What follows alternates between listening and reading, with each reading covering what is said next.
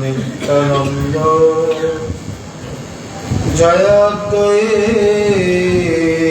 চন্দ্র জয় গৌর ভক্তবৃন্দ ভক্তগোষ্ঠী সহিত গৌরাঙ্গ জয় জয়। শুনিলে ভাগবত কথা ভক্তি লাভ হয়।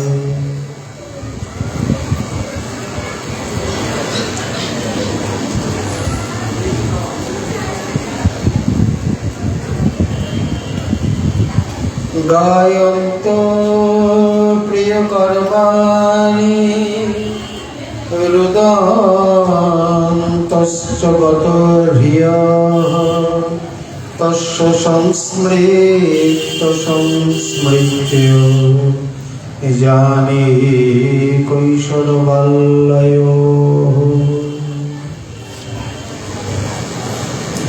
পরম কারুণিক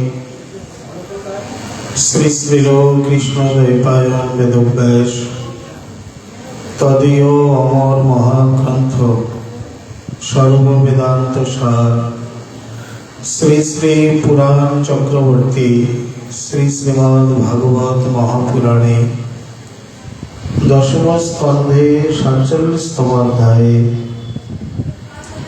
গোপীগণের বিরহ দশা বর্ণন করতে গিয়ে বলছেন,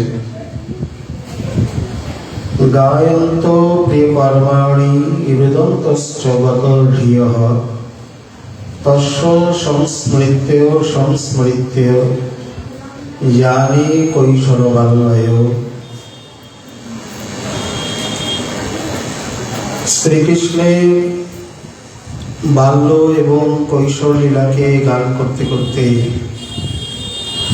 তারা এক প্রকার লজ্জাহীনা হয়ে মানে লজ্জাকে পরিত্যাগ করে উদ্ধবের সামনে উচ্চস্বরে রোদন এবং কীর্তন করতে লাগলেন।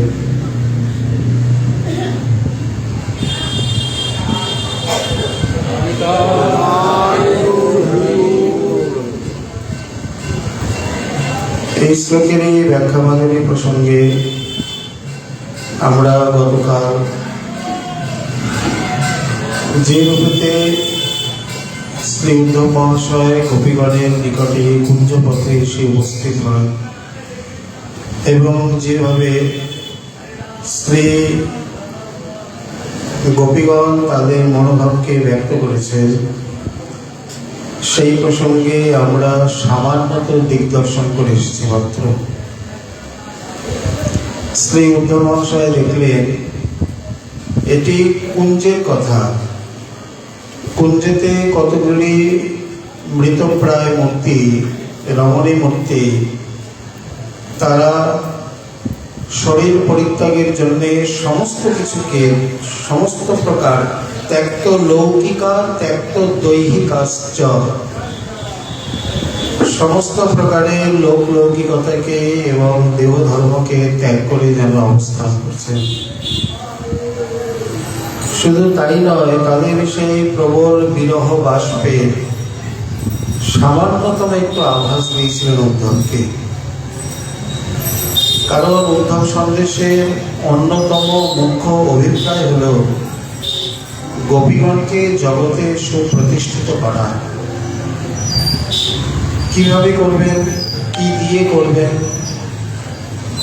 এমনি মুখে বললেই তো হবে না। আমরা বলবো ও তো তিনি মুখে বলেছেন, কিন্তু বাইরে তেমন কিছু দেখা যায়নি। যেমন কথা আমরা অনেকেই বলি যে গম্ভীরায় শ্রীমন মহাপ্রভুর যে ভাব বিকার প্রকটিত হয়েছে, রাধারানীর এই ভাবকান্তি অঙ্গীকার করে, অথচ বৃন্দাবনে তো রাধারানীর সেই প্রকার ভাববিকার আমরা দেখি না।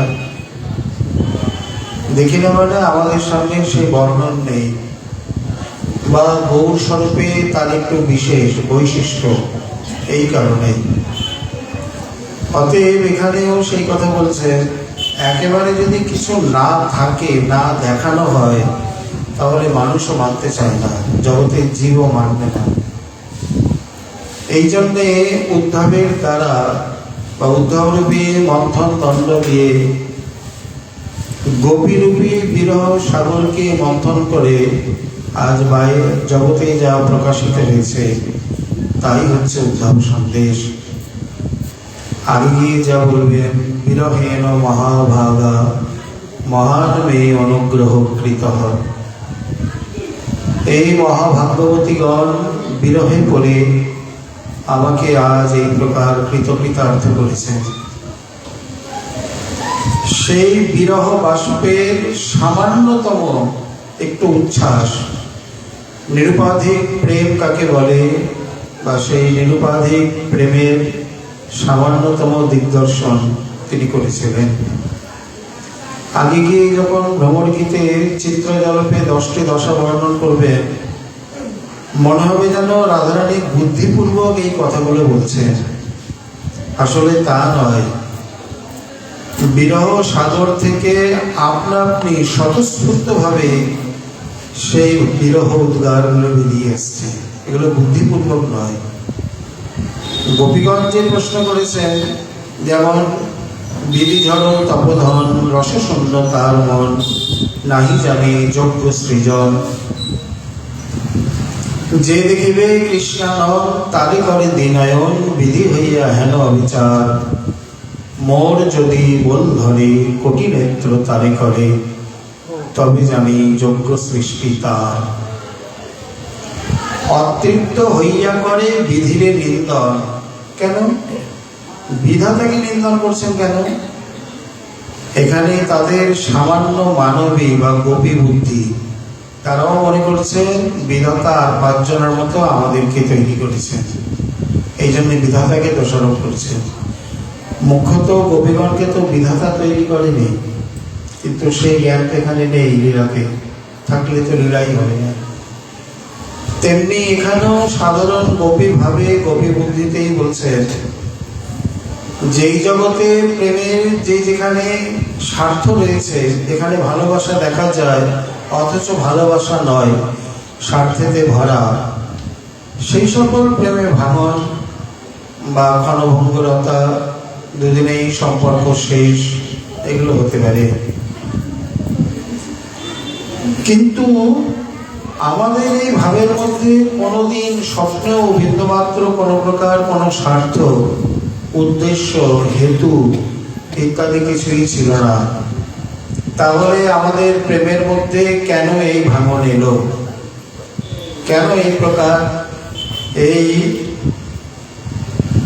আমরা আজ এই বিরহ দুঃখ জ্বালায় কেন জর্জরিত? বলতে পারে উদ্ধব?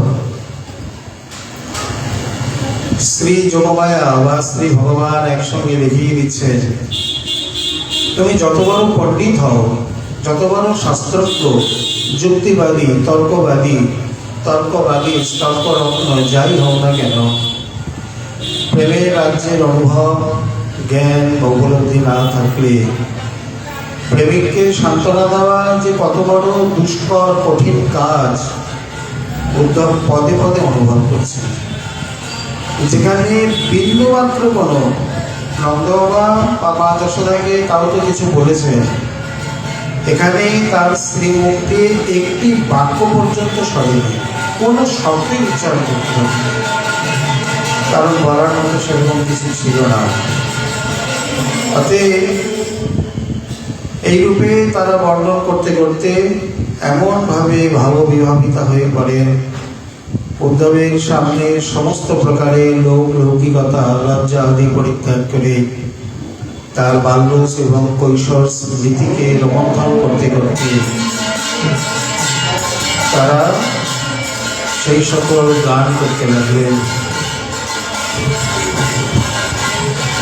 এখানে এটি হলো কুঞ্জের বার্তা, এরপরেই নিকুঞ্জ, তারপরেই নিভৃত নিকুঞ্জ।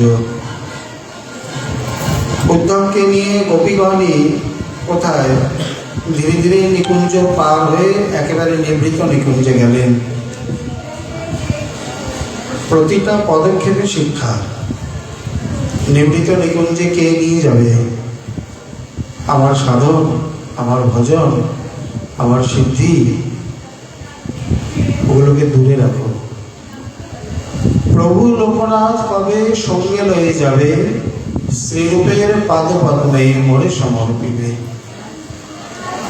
যে কুঞ্জেশ্বরী বা যে কুঞ্জ সেবা গৌরী বৈষ্ণবগণের সাধ্য শিরোমণি, যার পরে আর কিছু নেই, সেই নিবৃতে নিকুঞ্জে যেই হোক, যত বড় কৃষ্ণ পার্ষদ হোক, যত বড় কৃষ্ণ প্রিয় কৃষ্ণ ভৃত্য হোক, তথাপি গোপীরাই নিয়ে যাবে, অন্য কেউ নেবে না, নিতে পারবেও না। তারা যদি সঙ্গে করে কৃপা করে না নিয়ে যায়, যেমন কীর্তনে বলা হয় না, তোমাদের ধন তোমরা দিলে দিতে পারো, এখানে অন্য কোনো সাধন বা অন্য কোনো সামর্থ্যে, যুক্তি, তর্কে, জ্ঞানে, পাণ্ডিত্যে কোনোদিনই লাভ হবে না। তাদের শ্রী চরণ কৃপায় যদি কোনোদিন কখনো লাভ হয়, তবে তিনিই প্রাপ্ত হতে পারেন। যেখানে উপনিষদ বলছেন জমই বৈশে বিরুতে তেন লভ্যেয়, তিনি যাকে কৃপা করেন তিনিই লাভ করতে পারেন। সেই কৃপাসিদ্ধ মহাপুরুষ জগতে 2-4 হাতে গোনা, যেমন গোবর্ধনের সিদ্ধ বাবা, প্রায় করে সবই সাধন সিদ্ধ। তারপরও যাদের মাধ্যমে কৃপা করবেন, এখানে তাদের কথাই বলা হচ্ছে। তাও গোবর্ধনের সিদ্ধ বাবাকে প্রথমে ললিতা দেবী কৃপা করেন, পরে আবার মানসী গঙ্গায় এসে ললিতা দেবী এবং সনাতন প্রভু দুজনে কৃপা করে গেছেন। রাধারানী তো তারপরে এসছে, একবার দেখা দিয়ে গেছে। এই জন্যে গোপীগণ কৃপা করে তাদের নিজের ভাবোদ্ধার করে বলে, এটিই বা কেমন হলো, ইনি কি জন্য এসছেন সেই কথা জিজ্ঞাসা না করে আগে নিজেদের উদ্ধার করে তারপর তিনি নিয়ে যাচ্ছেন। এখানে এখনো কিন্তু জিজ্ঞাসা করেনি। এটিকে যদি আমরা সাধারণ জগতের সঙ্গে দেখি, তাহলে অনেকটা মিলে যাবে। বলে কিরকম? এই জগতে দেখা যায় যে কোনো কারোর কাছে গেলে কেউ যে এসছে কি জন্যে তা নয়, আগে এসে যদি একটু জিজ্ঞাসা করে দিদি কেমন আছে, এই শুরু হলো রামায়ণ। আর বলবেন না মেয়েটা এইরকম, ছেলেটা এইরকম, স্বামী এইরকম, গরম, ভালো লাগছে না, এই রোগ ব্যাধি, নিজের কথা বেশ 15-20 মিনিট বলে তারপরে, ও আপনি কি জন্য এসছেন, আপনার কথা তো জিজ্ঞাসাই করেন, বলুন কি কারণে। এখানে ঠিক উল্টোটা। যেমন বিষয় বিষমাবি সতত খাইনু জুড়াইতে না কইনু উপায়। সাপের কাছে গেলে সাপ কোনোদিন অমৃত উদ্গীরণ করে না, বিষোদ্গার করে, আছেই তো বিষ। তেমনি সংসাররূপী বিষে আমরা এতটাই জর্জরিত, সামনে কেউ আসলে সেই বিষটা কিছুটা উগলে দিয়ে নিজে কিছুটা শান্তি লাভ আর শান্তি লাভ করার চেষ্টা করি। এটাকে এবার আমরা বিপরীত করি। যে কৃষ্ণ বিরহ বিষয়ে আজ কবিগণ এই প্রকার জর্জরিতা, সামনে কে এসছে, কি জন্য এসছে, তার উদ্দেশ্য কি, কি বলতে চায়, সেসব জিজ্ঞাসাবাদ নেই। আগেই নিজেদের কিছু বিরহ উদ্গার উদ্গীরিত করে তারপরে বলছে চলো। বুঝতে পেরেছেন? শুধু আমাদের জন্য নয়, যার জন্য এসছেন তার কাছে নিয়ে যাওয়া উচিত। কোথায় নিয়ে গেলে? একেবারে নিভৃত নিকুঞ্জ, একটা সীমা, একটা পরাকাষ্ঠা আছে তো গৌরী বৈষ্ণবী, এরপরে আর কিছু নেই। সেখানে যেখানে গিয়ে পিঠ থেকে যায়, যাকে বলে যত পরতরম প্রাপ্য বৈষ্ণবানাম বিদ্যতে, সেখানে কে আছে? উদ্ধব দূর থেকে দেখলেন মহাভাবের সেই মহাভাবময়ী মূর্তি, দেখেই উদ্ধব সসম্ভ্রমে তাকে দণ্ডবত প্রণাম জানালেন। বলি শ্রী রাধা রানী কি। এখানে অন্য কেউ নেই। যে জন্যে উদ্ধবকে বৃন্দাবনে পাঠানো, যার জন্য এত বড় উদ্ধব সন্দেশ, ভাগবতের শ্রেষ্ঠতম মহামূল্যবান মণি, হতে পারে 2টি অধ্যায়, কিন্তু যে ভাব, যে মহামণি এর মধ্যে নিহিত হয়ে রয়েছে, তার সামান্য পূর্বাভাস বা ভূমিকা রূপে শ্রীধর মহাশয় লিখছেন, একেবারে অচৈতন্য প্রায় সেই কুঞ্জেশ্বরী কুঞ্জকে আলোকিত করে যদ্যপি কোনো প্রকার কোনো জল, অন্ন, প্রসাধন ইত্যাদি কিছুই নেই, তথাপি অঙ্গ জ্যোতিতে, অঙ্গ দ্যুতিতে, অঙ্গ কান্তিতে সম্পূর্ণ কুঞ্জকে আলোকিত করে ভুবনময়ী সেই আলোকময়ী অবস্থান করছে।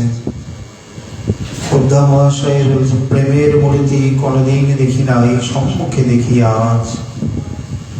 সাক্ষাৎ প্রেমের পরম সার মহাভাব জানি, মহাভাব স্বরূপা শ্রীমতী রাধা ঠাকুরানী। নখাগ্র থেকে কেশাগ্র পর্যন্ত প্রেমের পরম সার দিয়ে গঠিত, আর সেই সঙ্গে কোটি বিদ্যুৎ বিমূর্তি।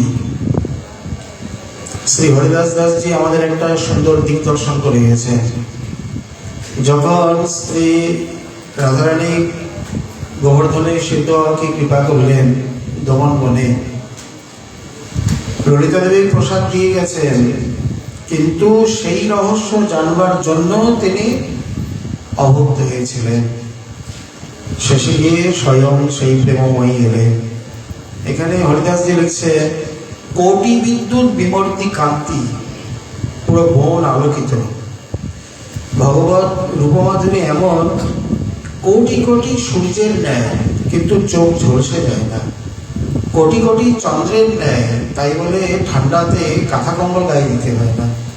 এমন অদ্ভুত, এমন বৈচিত্র্যপূর্ণ, এত শীতলতা অথচ ঠান্ডায় জমে যায় না। এত উজ্জ্বল দেদীপ্যমান, কিন্তু চোখ ঝলসে যায় না। কোটি বিদ্যুৎ বিমূর্তি মানে আকাশে একবার বিদ্যুৎ চমক হলে কেউ যদি তাকায় বা দেখে, চোখের সামনে পড়লে চোখটা কিছুক্ষণের জন্য একেবারে অন্ধকার হয়ে যায়, কিছু দেখা যায় না। সেই অন্ধকারটা কাটাতে একটু সময় লাগে। এই প্রকার মনে করুন, যদি কেউ বলে রাধারানী কিরকম, আমি তো বুঝতে পারছি না, একটা ধারণা দিন না, বলে একটা বড় দাড়িপাল্লা নিয়ে আসেন, এনে বলে একদিকে রাধারানীকে বসালাম, আর একদিকে আকাশে ক্ষণিক বিদ্যুৎ না, বিদ্যুতের অনেক নাম, চপলা, ক্ষণপ্রভা। চপলা মানে চাপল্য রয়েছে তার মধ্যে, দেখাতেই লুকিয়ে যায়। ক্ষণপ্রভা মানে ক্ষণিকের জন্য আলোকিত করেই আবার অন্ধকার করে দেয়। এই প্রকার চপল ক্ষণপ্রভা নিলে হবে না, বেশি একটু বড় সড়ো বিদ্যুৎ, অনেকক্ষণ মানে একটু সময় ধরে জায়গাটা আলোকিত করে, এইরকম বড় বড় বিদ্যুৎ চমক 1 কোটি সংগ্রহ করুন। করবো কিভাবে?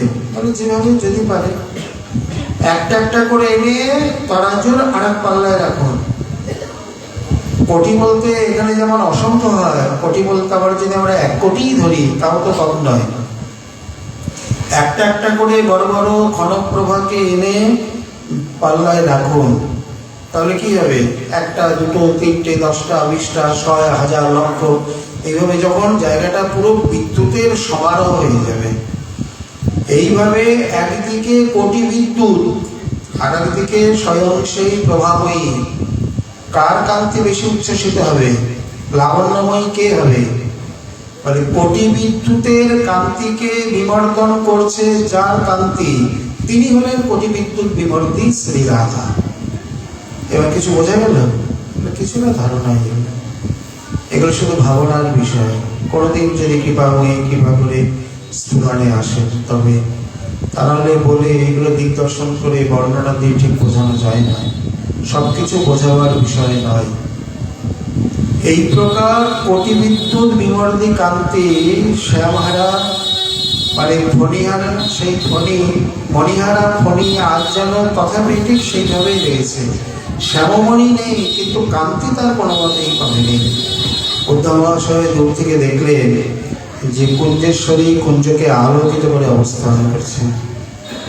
এখন শত হলো উদ্ধবের অনেক বৈশিষ্ট্য, যেমন কর্ণ ঋষি অভিশাপ দিয়ে দিলেন, মুসলম কুল নাশনম, তোমাদের এই যদুকুল এই মুসলের দ্বারাই নাশ হবে। কিন্তু কই উদ্ধব তো নাশ হয়নি। উদ্ধব বজ্ররা তারা তো অবশিষ্ট হয়ে গিয়েছিল।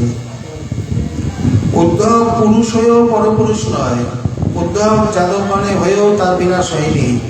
উদ্ধব যে কে, উদ্ধব যে কি, বুঝতে বুঝতেই আমাদের জীবন চলে যাবে।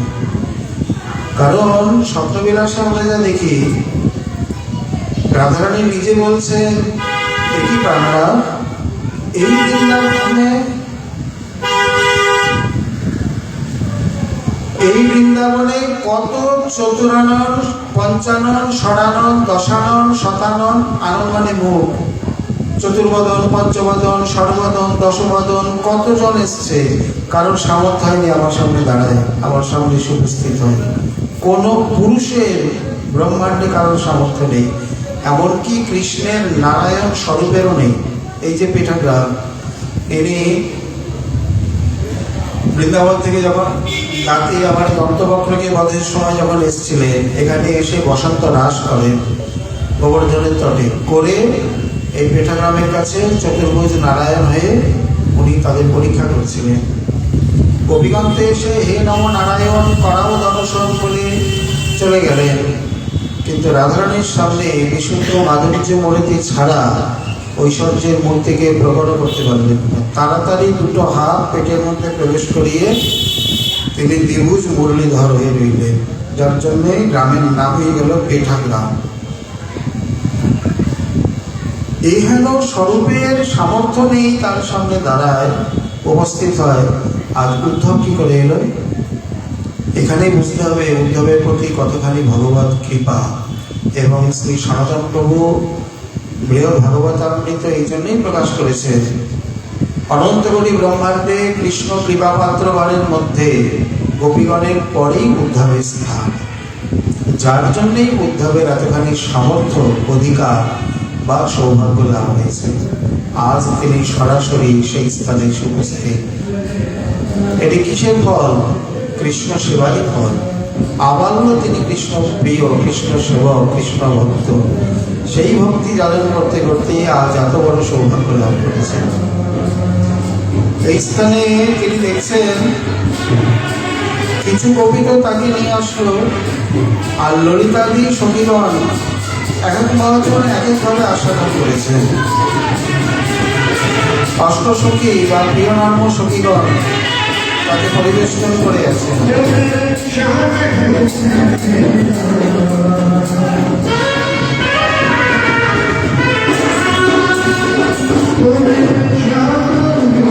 এই স্থানে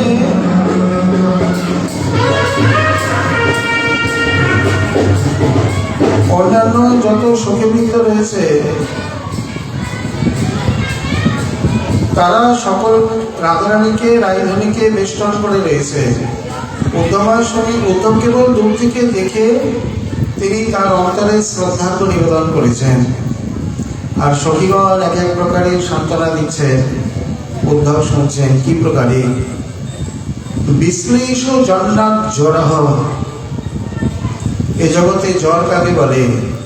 এমন জ্বর, মানে এমন প্রবল বিরহ জ্বর, মনে হয় সেই জ্বরেতে প্রাণ বিশ্লেষী হয়ে যাবে।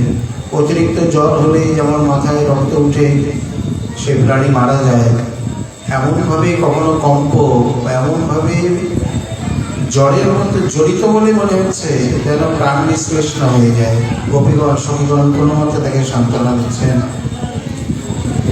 উত্তাপি পুরো পাপতপি, আর শরীরে কেউ কেউ যেন চন্দন লেপন করছেন। এখানে যেমন গরম কাকে বলে, পিপাসা কাকে বলে যদি বুঝতে হয় তাহলে বৃন্দাবনে আসতে হবে। আর এই জ্যৈষ্ঠ মাসেই পরে নির্জলা একাদশী। সারা রাতে নির্জলা থেকে জলের যে কি আকুল আগ্রহ, কতখানি প্রয়োজন, তখন তিনি বুঝতে পারেন জীব কোনো মতেই যেন সিদ্ধ হয় না। তো এইখানে শরীরে যখন চন্দন লেপন করছে, সঙ্গে সঙ্গে চন্দন শুকিয়ে উড়ে চলে যাচ্ছে, এতটাই উত্তাপ। শুধু তাই নয়, এ তো মাধুর বিরহ। পূর্বরাগ, মান, প্রেম বৈচিত্র্য এবং প্রবাস, চারটি তো বিরহের ভাগ। তার মধ্যে পূর্বরাগেই বলা হচ্ছে, পূর্বরাগের যে বিরহ, শ্যামসুন্দর বলছেন ধান দিলে ক্ষয়ী হয় এত তাপ ধরে, হাত দিয়া দেখো বড়াই মোর কলে বলে। রাধারানীর বিরহে, এটা তো পূর্বরাগে মাত্র। রাধারানীর বিরহে তার এতটাই উত্তাপ, পরবাসী দেবী বলছেন শ্যাম তোমার কি হয়েছে? বলে দেখো হাত দিয়া দেখো বড়াই মোর কলে বলে, ধান দিলে ক্ষয়ী হয় এত তাপ ধরে। আর এ তো মাধুর বিরহ, কতদিনের প্রবাস, মানে অদূর প্রবাস নয়, এই সুদূর প্রবাস। জানি চলে গেছে, আর আসবে না, কবে আসবে কি জানে। অদূর প্রবাস তো পৌঁছানো দিতেই হয়ে থাকে, আবার সকালে সন্ধ্যায় বিকালে দেখা হয়, কিন্তু এখানে তো দেখার কোনো উপায়ই নেই। দিন পরে দিন যায়, মাসও পরে মাস, দেখা সাক্ষাতের কোনো আশ্বাসই নেই। সেই সুদূর প্রবাসে তাহলে রাধারানীর অঙ্গে কি জাতীয় তাপ হতে পারে? উদ্ধব মহাশয় শুধু অনুমান করলেন, চন্দন একদিকে দিয়ে যাচ্ছে আর ওইদিকে পাপড়ি হয়ে সঙ্গে সঙ্গে উড়ে উড়ে চলে যাচ্ছে। এত প্রবাহ উত্তাপ, উত্তাপী পুটো পাপত অপি, আর গরল গ্রামাদপি ক্ষোভান। গরলের কি ক্ষোভ? মানে কেউ যদি বিষ পান করে বা কাউকে যদি বিষধর সর্প দংশন করে, তার চিত্তে যে ক্ষোভ, আক্ষেপ বা জ্বালা, তার থেকে কোটি কোটি কোটি গুণ। শুধু তাই নয়, শ্রী রূপগোস্বামীপাদ বিদগ্ধ মাধবে লিখছে যে নবীন যে গরল মানে কালো কুটত অপি, এই জগতে সাগর মন্থনে যে বিষ উত্থিত হয়েছিল, সেই বিষ তো শ্রীমান মহাদেব ধারণ করেন। আর এই আঙুলের ফাঁক দিয়ে দু চার ফোঁটা যা পড়েছিল, তাতেই বিষধর সর্প, বিছা, অন্যান্য কীট পোকামাকড় ইত্যাদি, তাদের দংশনেই প্রাণ চলে যায়।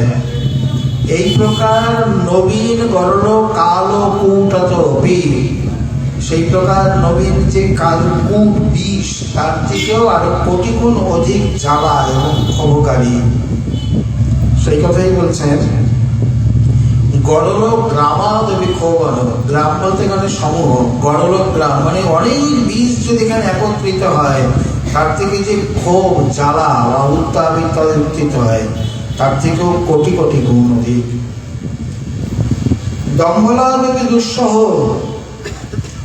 একটা দুটো বজ্রপাতি কি হয় বাবা, একটা দুটো বজ্রপাতি তো কত সর্বনাশ হয়ে যায়। এই প্রকার দম্ভলাদপি, যদি কোটি কোটি বজ্র একসঙ্গে নিপতিত হয়, সে যা বিনাশ না ঘটাতে পারে, সে যা তার উচ্চ টঙ্কার বা বজ্র বিদ্যুৎ ইত্যাদি না বিঘোষিত করতে পারে, তার থেকেও অতিশয় অতিশয় দুঃসহ এই প্রকার এই গরল গ্রাম এবং দম্ভ, মানে দম্ভ হল বজ্র সমূহ। সবই মানে বজ্র বলতে, গরল গ্রাম বলতে কৃষ্ণ বিরহরূপী গরল গ্রাম, কৃষ্ণ বিরহরূপী বজ্র। বজ্রপাত বলতে এমনি মেঘ গুড় গুড় করে, গর্জন করে, অতটা ভয় লাগে না। হঠাৎ করে যদি একটা বজ্রপাত হয়, সবাই চমকে ওঠে। তেমনি মাঝে মধ্যে এই যে উত্তাল তরঙ্গ, সেই তরঙ্গগুলি হলো সেই দম্ভল সমূহ বা একটা বজ্রপাতের মতো। সেই সঙ্গে মমান্নত্ব ভিনত্তি, আজ এই প্রকার এক একটা দুঃসহ শেরের বজ্রপাত আমার মর্মণি অদ্য ভিনত্তি, আজ এই প্রকার আমার মর্মস্থলকে ভেদ করে চলেছে। উদ্ধব মহাশয় দূর থেকে কথাগুলি শুনলেন, কিন্তু কতখানি বুঝলেন, কতখানি অনুভব করলেন তিনিই জানেন। আসলে যে যে রসের রসিক নয়, তিনি সেই রসের অনুমান তাদৃশ্য করতে পারেন না। ধীরে ধীরে যদি কখনো অনুভূতি উপলব্ধির পথে আসে, তাহলে অনুমান করতে পারে, সেটা পরের কথা। উদ্ধব মহাশয় কেবল শুনলেন। ললিতাদি সখীগণ এই প্রকার ধুলায় আলু মানে সাইতা, কেশপাশ আলুলাইতা শ্রী রাধাকে সম্বোধন করে যেন বলছে, ওঠো ওঠো বিনোদিনী, কথা বলো শুনি, কেন কমলিনী হয়ে সমলিনী, কি ভাবো বসে একাকিনী, হে রাই কমলিনী ওঠো। এইভাবে আর কতক্ষণ থাকবে, কতই বা ভাবনা করবে, কতই বা বিলাপ প্রলাপ করবে।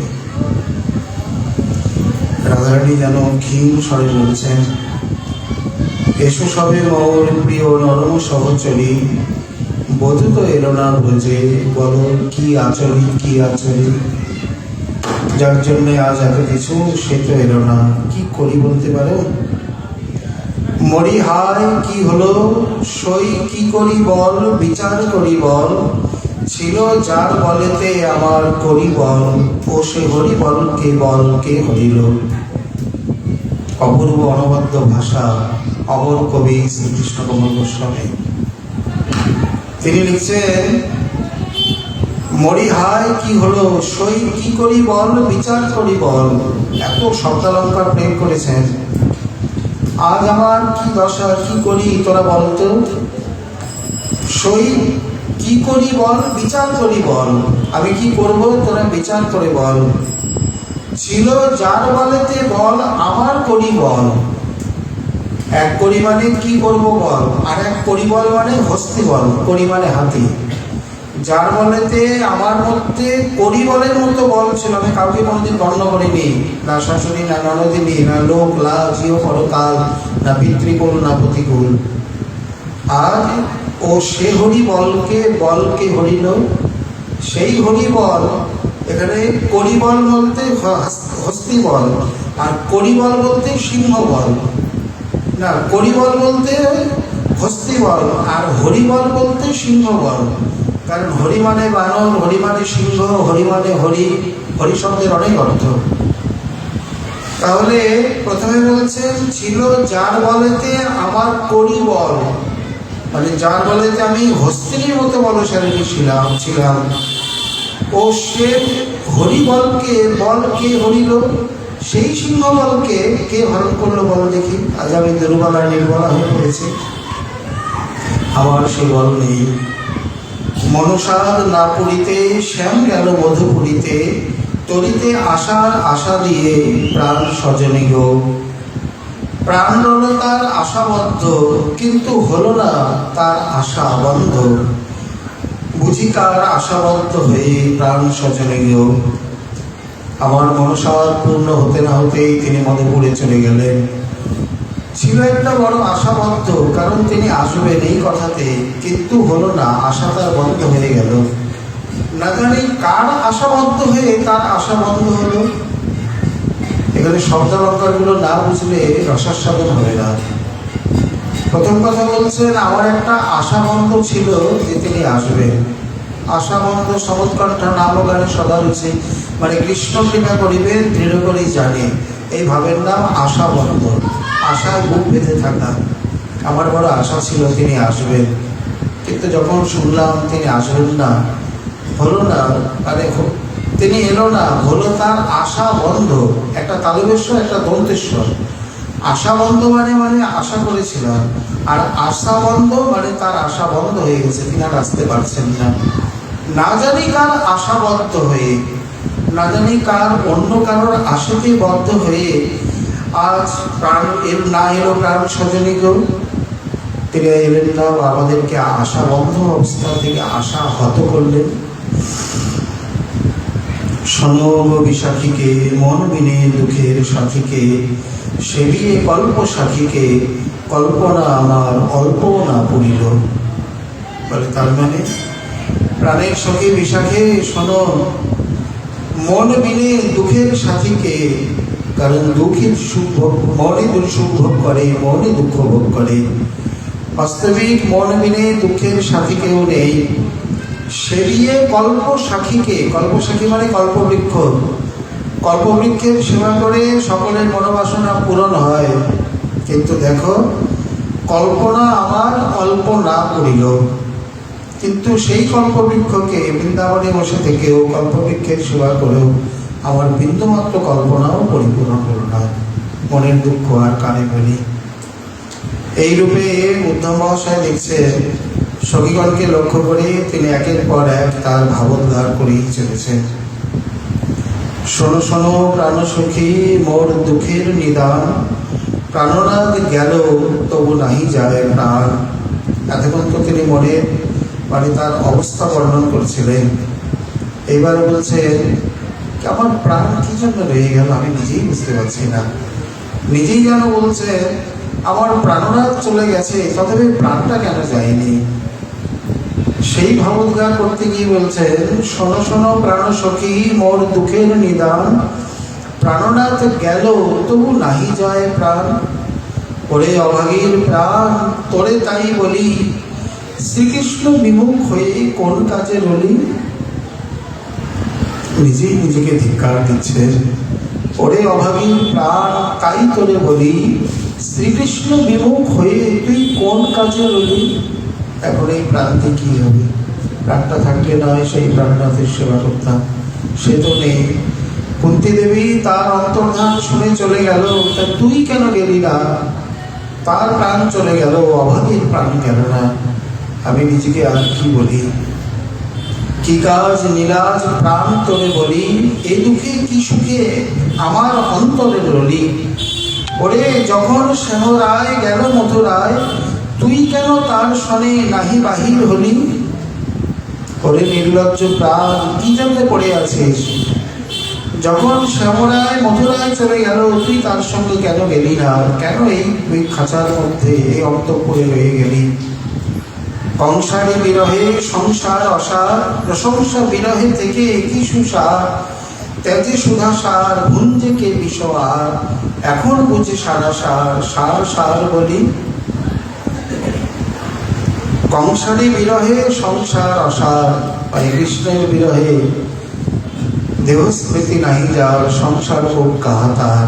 প্রকৃতপক্ষেই আমরা সংসারী নই, তথাপি আমরা সংসারী হয়েছিলাম আমাদের প্রাণনাথের জন্যে। তিনি যখন চলে গেল তখন তো আমাদের সংসার সেই অসার হয়ে গেল। এখন এই বিরহে থেকে লোকে প্রশংসা করবে, তা সেই প্রশংসা বিরহে আর কোন কাজ সুসার? সেই বিরহের কোন, সেই প্রশংসার কোন কাজ? সেটা কোন কাজে, কোন সুসারে লাগবে? ত্যাজি সুধা সার, ভুঞ্জে কে বিষ আর। এই প্রকার সুধার সারকে পরিত্যাগ করে বিষের আধারকে কে পান করে? এখন বুঝে সারা সার, সার সার বলি। এখন অভাগিয়া মন, কোনটা সার কোনটা অসার বলি কি লাভ? সুধা সার সে তো চলেই গেছে, এখন কেবল যা রয়েছে সে কেবল অসারই অসার। সেসব কি তব নাহি পড়ে মনে, ধৈর্য ধরে রলি কি ভাবিয়ে মনে। আমি পাবো বলে মন দিয়ে প্রাণ মন, দাসী হয়েছিলাম সে রাঙা চরণে। আবার নিজেকেই বলছেন, তুই কি জন্যে পড়ে রয়েছিস? তুই মনে মনে ধৈর্য ধারণ করে রয়েছিস, যেই প্রকার তুই তাকে পাবি। আমি তাকে পাবো বলে মন প্রাণ দিয়ে তার সেবা করেছিলাম, তার রাঙা চরণে দাসী হয়েছিলাম। কিন্তু প্রাণনাথ যখন করেছেন গমন, তার পাছে পাছে গেছে মোর মন। তুই রে কেমন না করে গমন বলি, এ দেহে থাকিয়ে কি সুখ পেলি? মন আর প্রাণের সঙ্গে নিজের ভেদ পার্থক্য করছে। একথা আগে গিয়েও বলবেন। আবার প্রাণনাথের সেবার জন্যে আমি মন প্রাণ দিয়েছিলাম, তা মন তো চলে গেছে তার সঙ্গে, তা প্রাণ তুই এখানে কি কাজে রয়ে গেলি বল দেখি। ওরে যার আদরে তোর ছিল শতাদর, সে যদি ত্যাজিল করে হতাদর। এখন কার আদরে বল হবে সমাদর, থাকি কি ফল হয়ে অনাদর। যার আদরে তোর ছিল শতাদর, নিজেই বলছেন, মহাজন বলে গেছেন, যিনি শ্যাম গরবে গরবিনী, যিনি শ্যাম সোহাগে সোহাগিনী। আজ শ্যাম বিরোহিনী সেই কথাই বলছেন। যার আদরে তোর ছিল শত আদর, সকলে তাকে আদর করতেন। কিভাবে মনে পড়ে না সেই রাজ্যাভিষেকের কথা?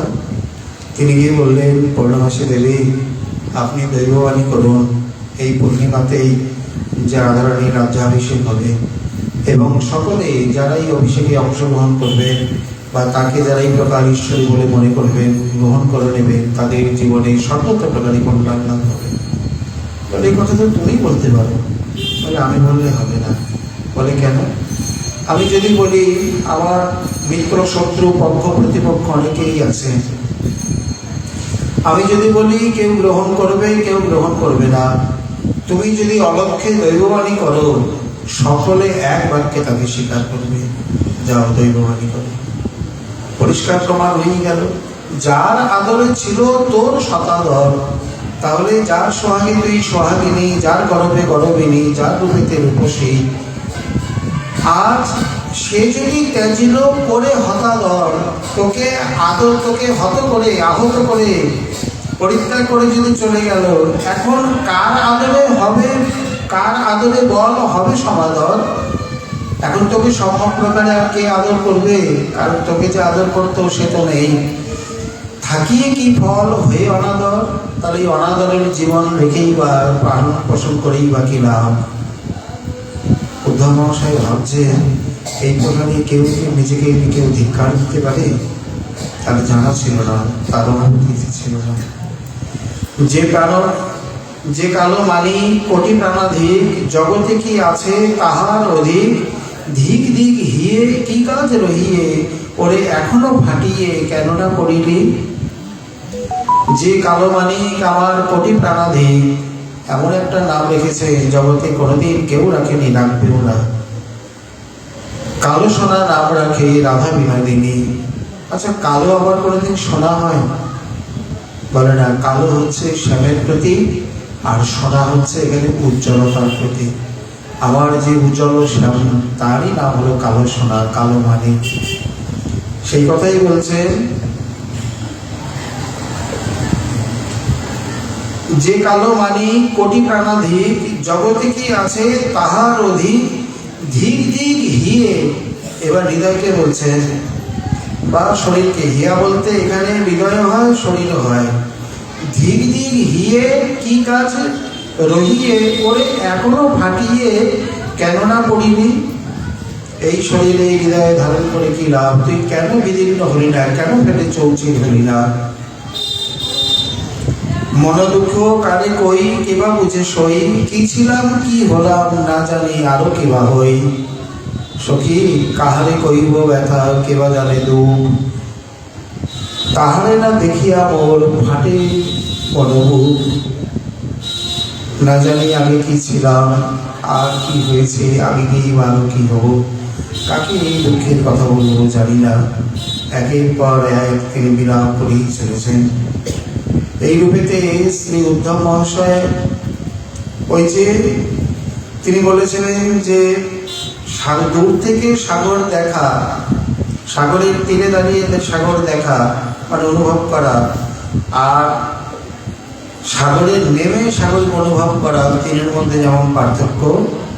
যদ্যপি এখনো সেইভাবে তিনি বিভাবিত হতে পারেননি, তথাপি তিনি ভাবছেন যে এই যে ভাব তরঙ্গ, সাগরে যেমন ছোট বড় তরঙ্গের কোনো শেষ নেই, একের পর এক আসতেই থাকে, তেমনি রাজধানীরও সেই অবস্থা। উদ্ধব কিছু বলতে যায়, তার মানে দারুণ অক্রূর আসিয়ে অবস্থ হইয়ে। এখানে অক্রূরকে অবস্থের সঙ্গে তুলনা করছেন। বিরহে কি না হয়, গণ্ডূষে গ্রাসিয়ে গেল তো। অগস্ত্য ঋষি যেমন গণ্ডূষের মধ্যে নিয়ে সাত সাগরে জল পান করে নিয়েছিল, তেমনি অক্রূররূপী অগস্ত্য ব্রজে এসে আমাদের শ্যামরূপী সাগরকে গণ্ডূষে পান করে নিয়ে, মানে সঙ্গে করে নিয়ে চলে গেল। সে যে হরে নিল ইন্দু, শুকাইল সিন্ধু। এখন সিন্ধু থেকেই ইন্দুর উদ্ভব, সিন্ধুই যখন নেই তাহলে ইন্দুর উদ্ভব, চাঁদের উদয় হবে কি করে? মানে শ্যাম সিন্ধুও নেই, আজ শ্যাম সিন্ধুও নেই, শ্যাম চাঁদও নেই, এক বিন্দু না রহিল। অতএব আমরা কিভাবে জীবনযাপন করব? অক্রূররূপী অবস্থা আমাদের জন্য এক বিন্দু রেখে গেল না। শোনো শোনো সখীগণ, শ্রীকৃষ্ণ হিয়ার ধন, কোথা গেল মরে উঠে গিয়ে, কি হইল হায় হায়, প্রাণ মোর বাহিরায়, কৃষ্ণ মুখ চন্দ্র না দেখিয়ে। যাহা বিনে অতি অল্প, কাল হয় যেন কল্প, কত না উদ্বেগ হয় চিতে, না দেখিয়ে তার মুখ, বাড়িতেছে কত দুঃখ, আর প্রাণ না পারি ধরিতে। ত্রুটির যুগায়তে তাও অবশ্যতাম। মিলনে তো এক কৃষ্ণ, তার সঙ্গে মিলিত হয়ে আছে, আর বিরহে তন্ময়ম জগৎ। যখন যেদিকে ফেরাই নয়ন, তব প্রেমরূপ করি নিরীক্ষণ।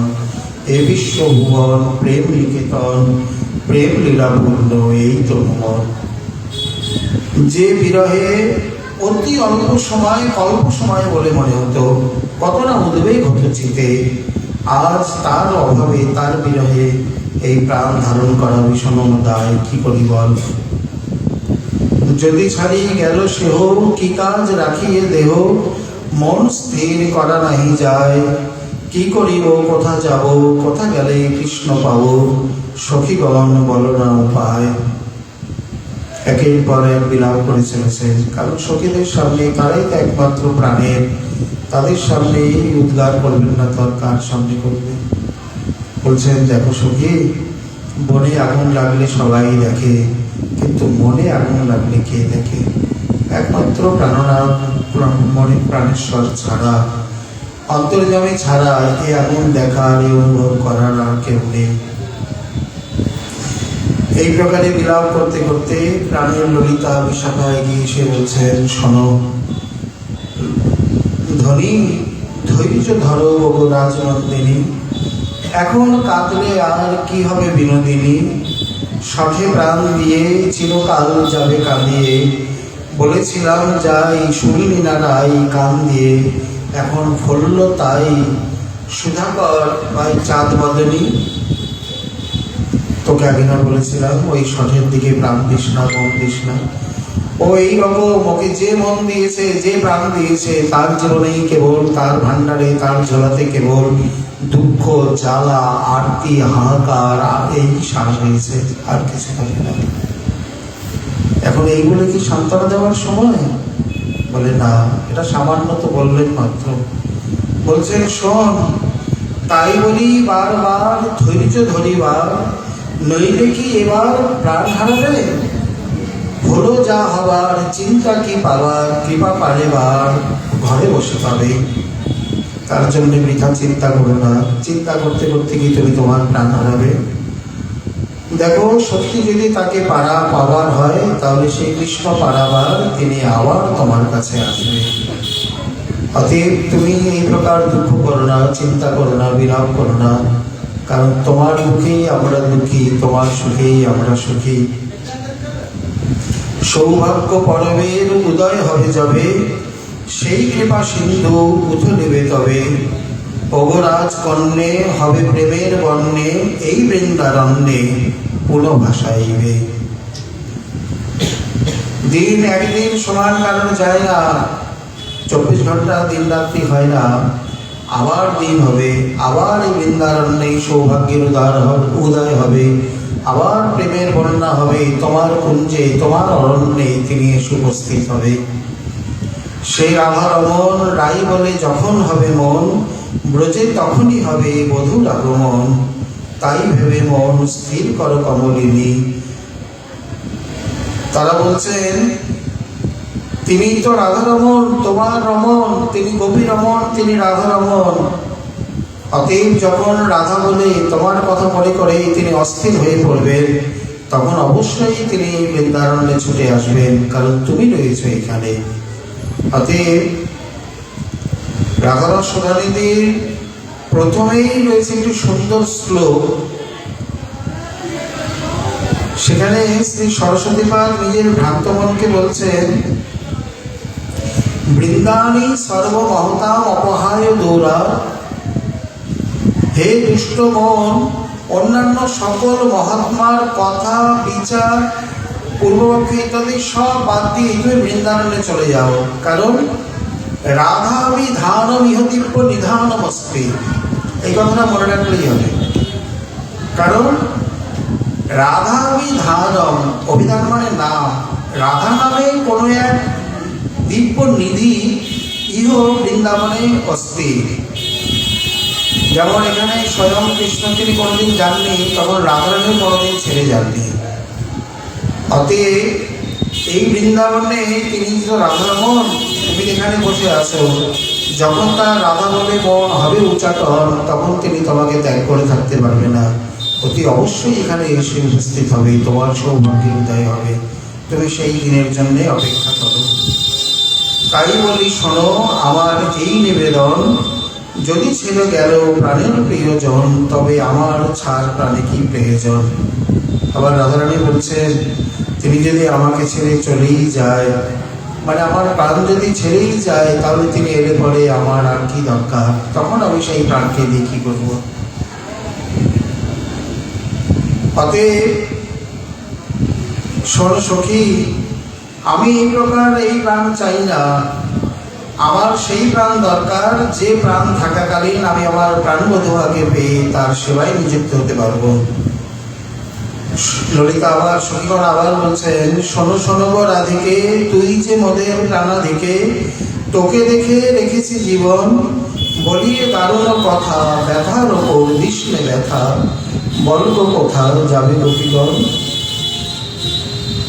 রাই সবই বুঝি তোর মনের ব্যথা, কারণ আমরা তো তোর অন্তরঙ্গ, তোর সমব্যথী সমদুঃখী, তোর ব্যথা বুঝি, কিন্তু একে তো আমরা তোর ব্যথায় ব্যথিনি, তার উপর তুই আর ব্যথা দিস নে। তুই যদি এই প্রকার ব্যথা দিস, তুই যদি চলে যাস, তাহলে আমরা কোথায় যাব বল দেখি? আমরা তো তোকে আশ্রয় করে আছি, তুই তো আমাদের সকলের আশ্রয়, অতএব ও কথা বলিস নে। কৃষ্ণ শূন্য বৃন্দাবনে তোর বিধুমুখ বিনে, গোপীগণের জুড়াতে কি আছে? তুই যদি যাবে গো মরি, তবে সব সহচরী বল কিশোরী যাবে কার কাছে? এখন তো সমস্ত বৃন্দাবন এই প্রকার কৃষ্ণ শূন্য, কেবল তোর মুখবিধু, তোর সুধা মুখসুধা মানে আমরা বেঁচে আছি। এবং তুইও যদি এই কথা বলিস, তুইও যদি চলে যাস, তাহলে তোর সঙ্গে সঙ্গে আমাকে যে যেতে হবে, আমরা থাকতে পারবো না। তুই কি মনে করিস যে তোরা, তুই আর আমরা আলাদা?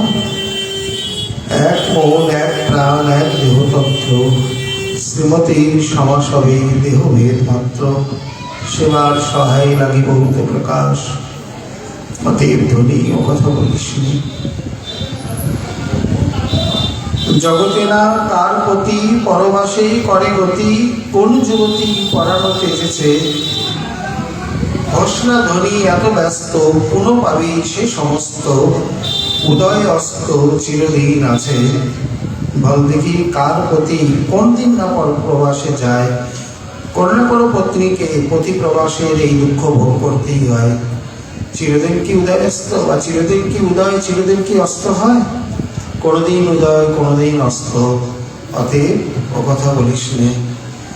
না করে উৎকণ্ঠা বৃদ্ধি, স্থির কর মন বুদ্ধি, কার্য সিদ্ধি হবে ধৈর্য হলে, চরণ ধরি যথেশ্বরী আর বলিস নে মরি মরি, মরি মরি শুনে প্রাণ জলে।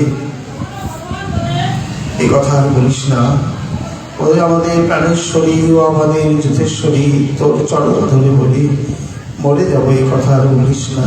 জানি তোর দুঃখের পরিমাণ, তোর দুঃখের তোর জানার কথা, কিন্তু তোর সঙ্গে তো আমরাও তোর সমব্যথী, তোর সঙ্গেই তো এই কুঞ্জে পড়ে আছি, কোথাও তো যাইনি তোকে ছেড়ে। তা তুই আমাদের কি করে ছেড়ে যাবি? তুই বারবার এই কথা বলিস।